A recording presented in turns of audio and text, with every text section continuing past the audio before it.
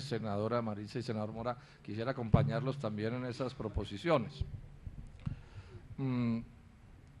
Desde los tiempos de Troya se usa mucho una frase que dice: temed a los regalos de los griegos. Ustedes se acuerdan, ¿no? Sí. Bueno, parecido le sucede a uno con las frases almibaradas de los ministros, ¿no? Porque después de que sueltan la frase almibarada sale un pero, y en mi caso, que ya soy medio veterano en esto, le toca a uno pues como prepararse para el disparo en la nuca, que es lo que suele pues seguir después de ese tipo de cosas. Pues lo digo en sentido figurado, por supuesto. Pero además le tengo que decir como Franqueza, ministro, que no le puedo aceptar la tesis central de su frase de que yo exagero. Yo no creo que yo exagero, yo creo que yo hago una descripción que es bastante precisa en las cifras, en los datos, en los hechos, y uso figuras. Yo soy de los que creo, yo fui profesor toda la vida, casi 30 años, profesor de tiempo completo, y creo que una imagen vale más que 1000 palabras, y más en estos debates parlamentarios en donde el tiempo es muy escaso y toca intentar ilustrar a las personas. Pero bueno, seguiremos en el debate y los hechos irán diciendo sobre los distintos temas. No lo dijo usted, pero creo que lo de la Agencia Nacional de Minería va a ser parte de las facultades extras al presidente de la República, en la que tiene que ver con la reorganización de los ministerios y eso. Bueno. Vamos a utilizar las facultades extraordinarias que el señor presidente solicita para que podamos pues crear la Agencia Nacional de Minerales. Bueno, entonces, en ese sentido le expreso con toda franqueza que no estoy de acuerdo. Entonces, yo no creo que el Congreso, que se elige como un poder distinto al del Ejecutivo, deba resignar sus funciones otorgándole facultades extras al Ejecutivo, porque precisamente se elige Ejecutivo y se elige Congreso es para que cumplan con funciones que son diferentes. Entonces, en general en el Polo tenemos una posición de principios frente a las facultades extras. Yo pienso que los nuevos ministerios que se quieren crear, con los que yo estoy de acuerdo que se creen, y esta idea de la Agencia Nacional de Minerales se debería pasar como un proyecto de ley por el Congreso, no por facultades extras, y que fuera el Congreso quien tomara la determinación si es correcta o no es correcta esa idea, y en detalle cómo se aplica. Primera idea. La segunda es esto: aquí va a haber en los próximos días debates sobre la Agencia Nacional de Hidrocarburos, que parece ser el modelo de la Agencia Nacional de Minería, y me temo, no tengo la certeza por lo que he oído en la comisión, que va a haber una montaña de críticas al funcionamiento de la Agencia Nacional de Hidrocarburos, que van a estar sustentadas con cifras y con números. Ya aquí hemos oído digamos, además cifras no aportadas por el senador Robledo, ministro, sino por el gobierno nacional, perdón, por congresistas que son, digamos, de la coalición de gobierno y que tienen gravísimas críticas que hacerle a la Agencia Nacional de Hidrocarburos. Pero bueno, a eso le llegará su día, y llegará el día de analizar el caso de la Agencia Nacional de Minería, pero dejo planteadas estos asuntos. También le digo que no me gusta la idea de que la auditoría sobre la cual yo he venido insistiendo hace mucho rato en el tema de los proyectos mineros y de hidrocarburos, se quiera contratar o se tenga la idea de contratarla con algún tipo de empresa privada, de una transnacional seguramente. Yo pienso que esas labores de auditoría, como otro tipo de labores, justicia, etcétera, deberían ser indelegables. Yo pienso que se debería tomar una suma importante de los recursos de las regalías y ponerla en algún tipo de entidad pública, sea la propia Agencia Nacional de Minería, Ingiominas, la Contraloría como una sección especializada, la Contraloría, no sé, ahí se podrían mirar muchas posibilidades, pero que sea el Estado colombiano, quien audite unas firmas que por norma son transnacionales. Porque con toda franqueza le digo que la idea de que transnacionales auditen transnacionales no me suena. El caso escandaloso ¿cómo se llamó esta transnacional que auditaba a Enron? Andersen, ¿no? Es un caso, digamos, a la mano de cómo arriba ese capital financiero transnacional se toca de muchas maneras, y a mí realmente no me da confiabilidad. Yo prefiero técnicos nacionales bajo la orientación de funcionarios nacionales, con un equipo técnico y científico lo suficientemente bueno, que hay de sobra con qué pagarlo, cumpliendo esa función, y ya podríamos mirar.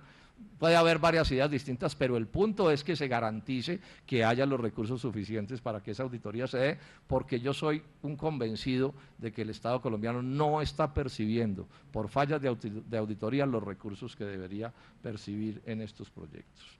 Lo otro es decir esto, yo ya le hago un llamado cordial al Ministerio y al Gobierno, que separemos con precisión lo que puede llamarse minería ilegal de minería informal.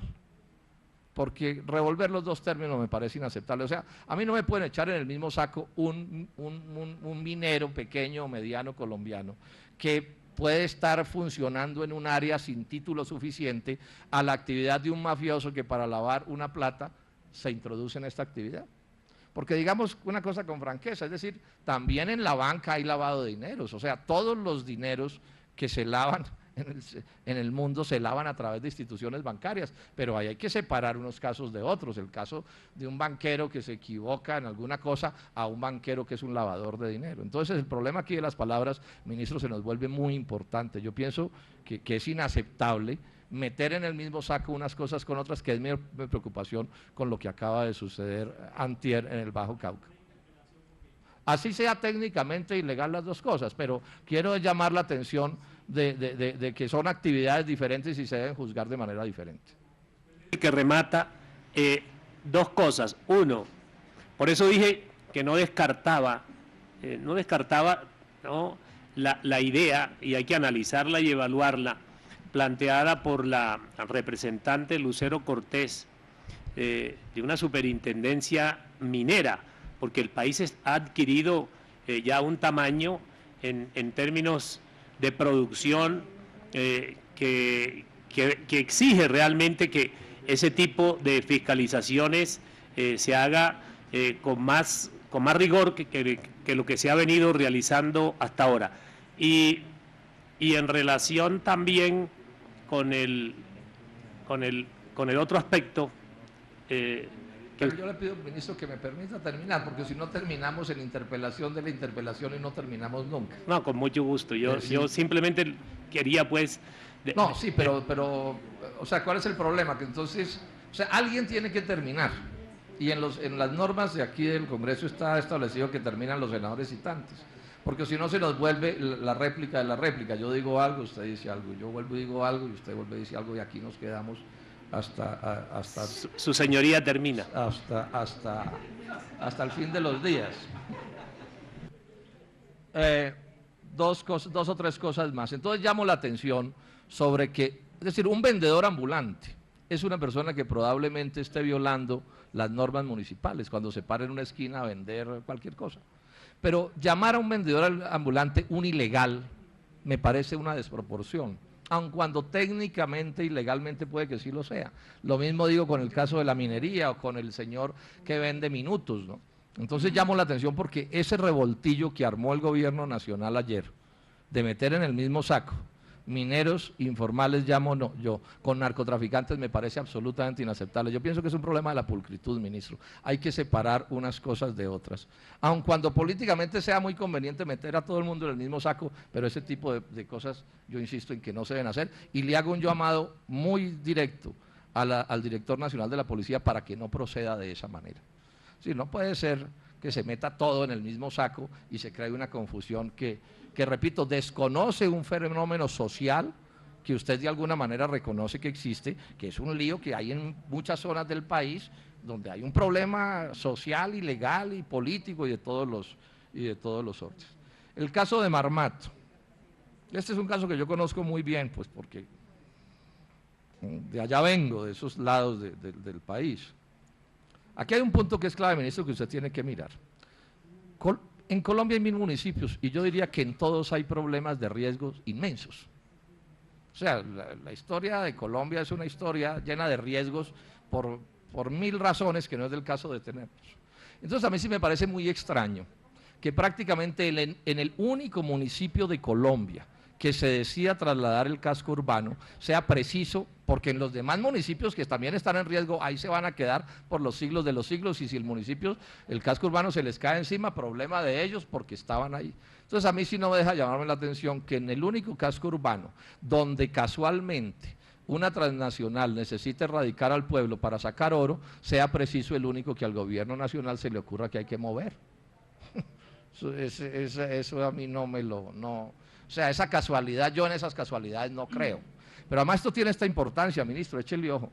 Ese traslado del casco urbano de Marmato Si se termina determinando puede valer 40, 50 o más millones de dólares.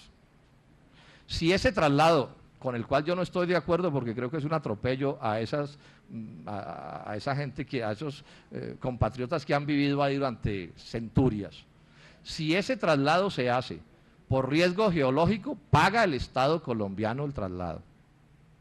Si ese traslado de ese casco urbano se hace por negocios de la transnacional, paga la transnacional el traslado. O sea, que hay que ser muy cuidadosos con las cosas, porque aparece como muy científico, no, es que están en riesgo. Yo le digo además esto, y cuando quiera hacemos el debate completo, y seguramente lo vamos a hacer, los niveles de riesgo de ese casco urbano están exagerados, y lo puedo demostrar con los documentos de Corpocaldas que ha hecho los estudios de lo que sucede en este casco urbano. Pero le llamo la atención, ministro, cada palabra que usted diga puede terminar siendo usada en contra del Estado colombiano si se llega al momento de trasladar ese casco urbano, y si vale 40 millones de dólares, ¿quién paga? La transnacional va a levantar la bandera de que es que le están haciendo un favor a los marmateños, que se les va a caer la iglesia encima, y entonces que pague el gobierno nacional.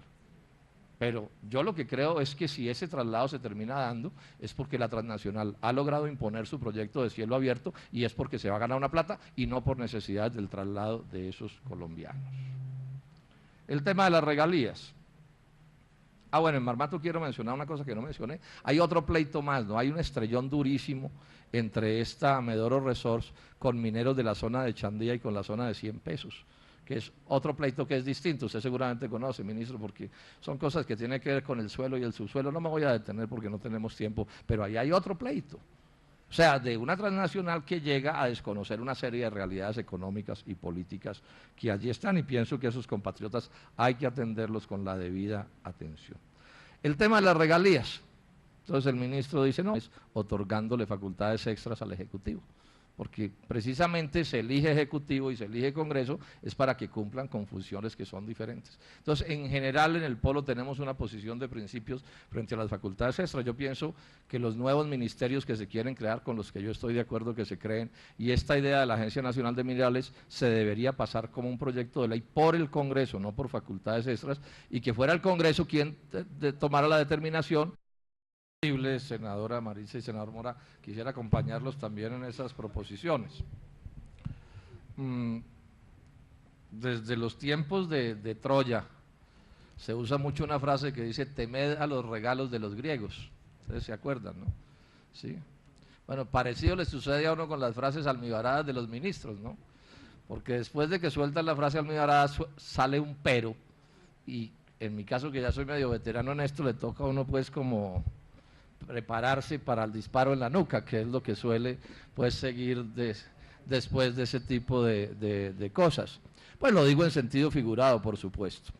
Pero además le tengo que decir como Franqueza, ministro, que no le puedo aceptar la tesis central de su frase, de que yo exagero. Yo no creo que yo exagero, yo creo que yo hago una descripción que es bastante precisa en las cifras, en los datos, en los hechos, y uso figuras. Yo soy de los que creo en la organización de los ministerios y eso.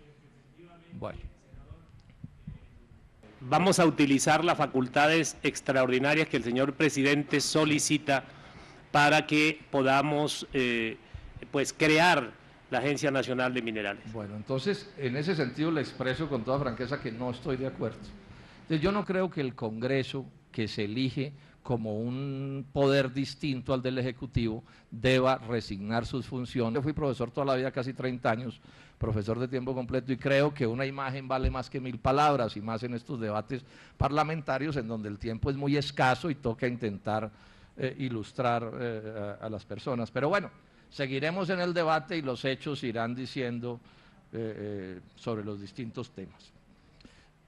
No lo dijo usted, pero creo que lo de la Agencia Nacional de Minería va a ser parte de las facultades extras al presidente de la República, en la que tiene que ver con la reorganización.